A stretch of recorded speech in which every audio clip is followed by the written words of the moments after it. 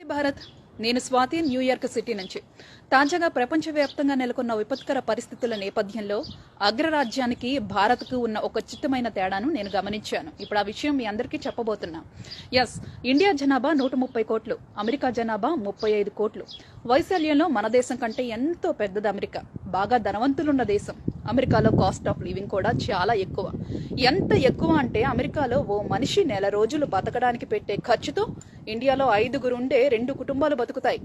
విశాలమైన ఇల్లు, ఇంటింటికి మధ్య దూరం కూడా చాలా ఎక్కువ. బ్రాండెడ్ బట్టలు, ఖరీదైన కారులు, ఆధునిక సాంకేతిక వ్యవసాయం, వరల్డ్ బెస్ట్ హాస్పిటల్స్, ఏ దేశానికి లేనంత రక్షణ వ్యవస్థ, ఎయిర్ అంబులెన్స్లు, చీమ చిటుక్కుమంటే వాలిపోయే పోలీసులు, 16 ఏళ్లు దాటితే తల్లిదండ్రులతోనే సంబంధం లేకుండా బతికే ఫ్రీడమ్, పెళ్లికి ముందే డేటింగ్ పేరుతో చేసే సహజీవనం.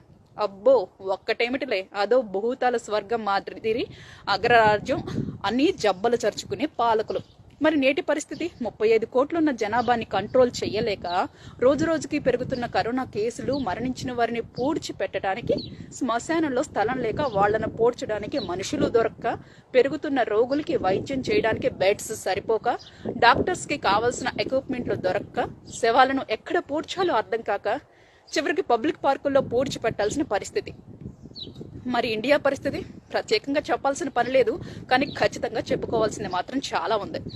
రాబోయే పరిస్థితిని ముందుగానే అంచనా వేయడం, విదేశాల నుంచి వచ్చే వాళ్లను రాకుండా ఆపేయడం, ఒకరి నుంచి ఒకరికి వ్యాపిస్తుంది కాబట్టి ఒకరి నుంచి ఇంకొకరికి కనెక్షన్ కట్ చేసేందుకు లాక్డౌన్ పెట్టడం, కాస్త కఠినంగా వ్యవహరించైనా బాధ్యత లేనోళ్లను కంట్రోల్లో పెట్టడం, వ్యాధి సోకిన వారితో పాటు కుటుంబ సభ్యులకి, చుట్టుపక్కల వాళ్ళకి పరీక్షలు చేసి అనుమానం ఉన్న ప్రతి ఒక్కరిని క్వారంటైన్లో ఉంచడం.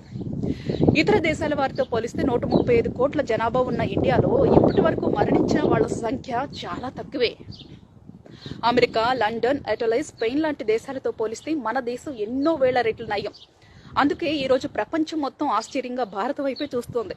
ఈ వ్యాధి ఇండియాలో వస్తే శవాల గుట్టలు చూస్తాము అని వాగిన నోర్లే ఈరోజు నోరు వెళ్లబెట్టి మన వైపు చూస్తున్నాయి. అంతేకాక ఈరోజు మన మందుల కోసం 30 దేశాలు క్యూలో వెయిట్ చేస్తున్నాయి. ఇది మనకు తెలియని మన దేశ గొప్పతనం. మేరా భారత్ మహాన్. Signing off, Swathi.